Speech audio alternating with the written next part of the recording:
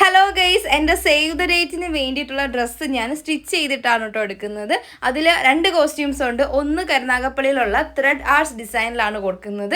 ഞാനൊരു വീഡിയോ ഒക്കെ ഇത്തായിക്ക് അയച്ചു കൊടുത്തിട്ടുണ്ട്, അതേ മോഡൽ തന്നെ വേണമെന്നൊക്കെ പറഞ്ഞ്.